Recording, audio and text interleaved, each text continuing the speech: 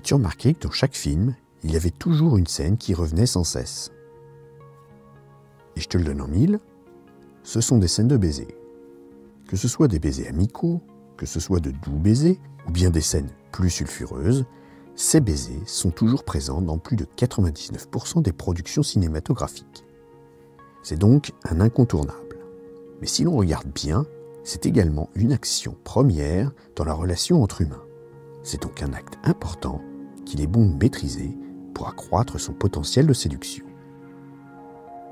Le baiser est, après la poignée de main, l'acte social le plus pratiqué.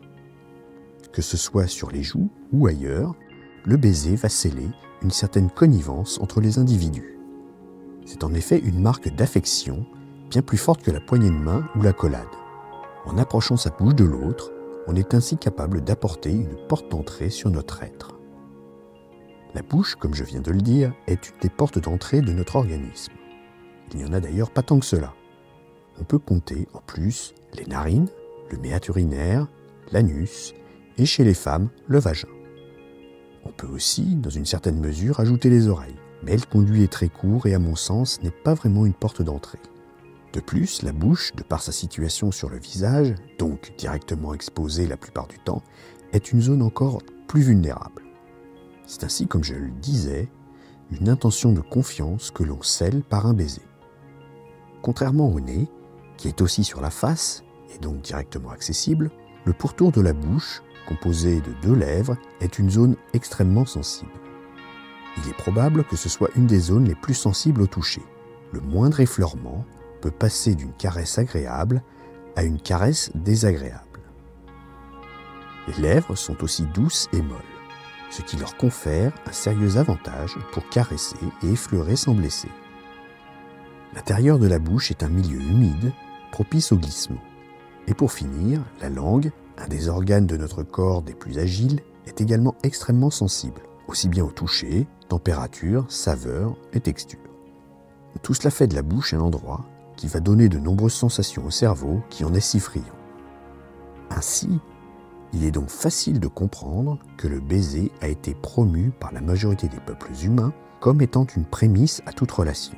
C'est souvent par le baiser que l'on scelle le début d'une relation intime. Le baiser, c'est un début de partage sans équivoque.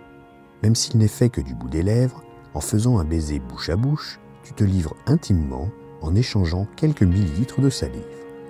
Cet échange, plus symbolique que dangereux, même si l'on s'échange bactéries et virus à la pelle, permet pour le corps de fusionner une première fois. Fusionner avant l'union sexuelle potentielle qui pourra venir par la suite.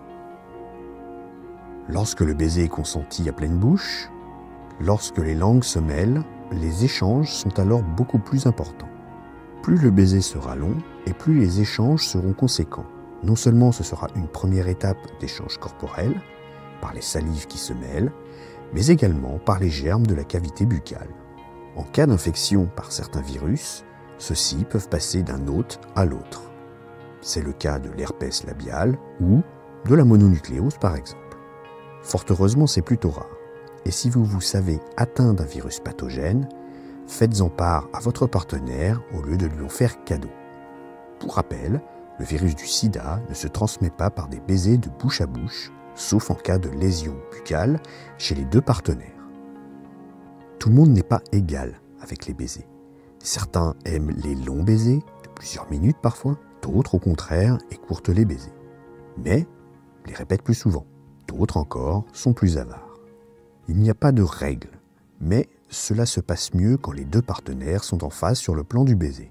Souvent, lorsqu'un des partenaires sait très bien embrasser, il transmet alors son amour du baiser à l'autre qui, au fil du temps, va améliorer sa technique. Le baiser ne s'effectue pas uniquement de bouche à bouche, mais peut bien sûr être réalisé sur l'ensemble de ton ou de ta partenaire. Au contraire, c'est même très fortement recommandé. Pour finir, le baiser, ou plutôt les baisers, vont faire monter l'excitation du cerveau et commencer à préparer le corps à une relation sexuelle potentielle. Si tu es un homme, ton pénis peut commencer à devenir plus rigide, il peut même être en érection complète si le baiser est très sensuel pour titiller suffisamment le cerveau. Si l'excitation est vraiment intense et que ton dernier rapport, en solitaire ou non, date de plus de quelques jours, du liquide séminal peut même sortir de l'urètre. Si tu es une femme, tu peux ressentir des picotements au niveau du périnée, ton clitoris devrait entrer dans une légère érection, c'est rarement visible cependant. Les glandes, situées à l'entrée de ton vagin, dans la partie inférieure, vont naturellement sécréter du liquide, plus ou moins épais, pour préparer ton vagin à la pénétration. Pour les deux sexes, la peau devient soudain un peu plus sensible. Est-ce dû au fait que l'on ferme les yeux, ou bien que ce sont les hormones qui d'un coup inondent le corps?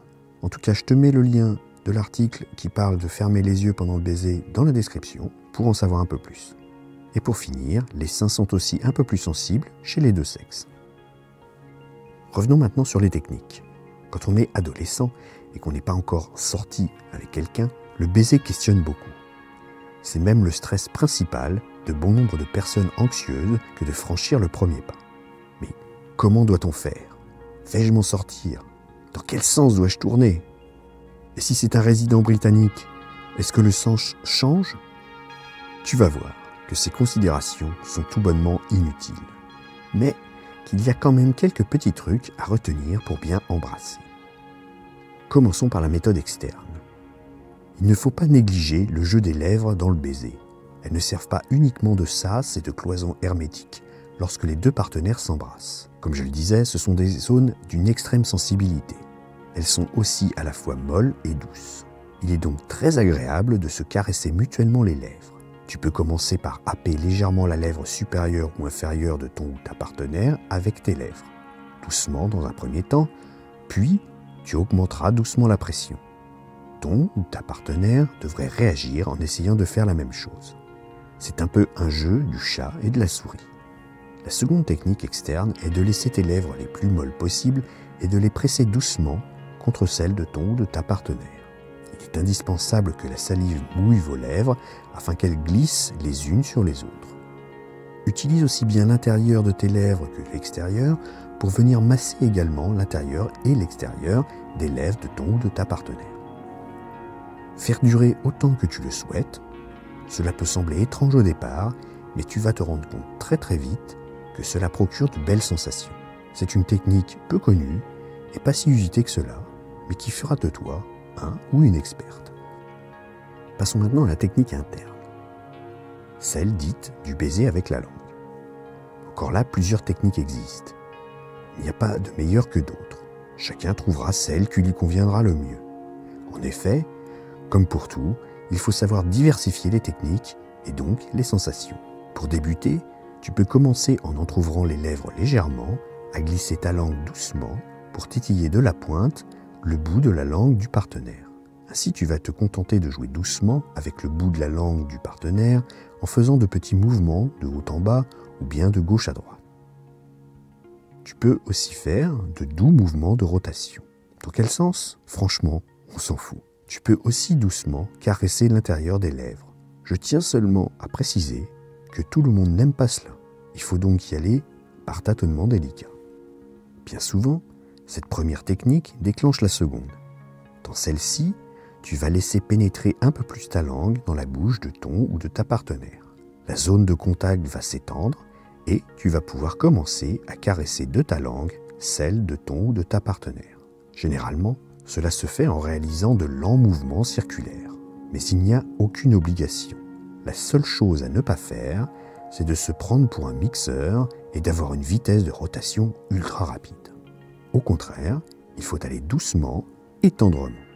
Tu devrais ressentir du plaisir et sentir petit à petit monter l'excitation. Tu as bien sûr le droit de varier les mouvements, mais tu vas vite te rendre compte que finalement, c'est quand même assez limité. Attention cependant à ne pas trop rentrer comme si tu voulais lui laper le fond de la gorge. C'est vraiment désagréable quand une langue s'immisce un peu trop loin dans ta bouche. En fait, cela donne l'impression que l'autre cherche un peu à t'étouffer ou t'engloutir. C'est donc fortement à proscrire. L'important est d'embrasser avec douceur, modération et sensualité. Autre point qui est surtout vrai quand on est couché et que l'un des partenaires est au-dessus de l'autre, tu vas ressentir que de la salive est en train de couler doucement de la bouche du partenaire au-dessus. En général, c'est le ou la seule à s'en rendre compte. C'est tout à fait normal et ne doit pas te faire peur. Si toutefois c'est pour toi de l'inconfort, fais une pause sur le baiser, avale ta salive discrètement et reprends où tu t'étais arrêté. Pour finir sur le baiser bouche à bouche, il faut évoquer les 2 techniques suivantes. Tout d'abord la technique classique qui rend le jeu de langue totalement invisible par les 2 lèvres des 2 partenaires qui font office de sas entre les bouches.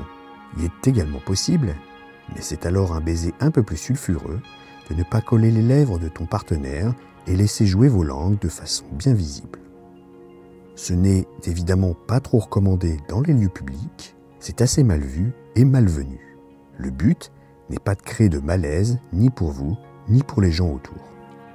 Bien sûr, tout le reste du corps doit aussi participer à ce baiser. L'idée ne doit pas être de rester debout sans bouger. En effet, tu vas te rapprocher de ta partenaire jusqu'à faire peau à peau, ou vêtement à vêtement, ce qui est plus souvent le cas. Tes bras vont l'enlacer, doucement, tendrement. Tu vas presser une main dans le creux de son dos, mais aussi au niveau des omoplates. Si tu n'es pas en public, tu peux plaquer une main sur ses fesses.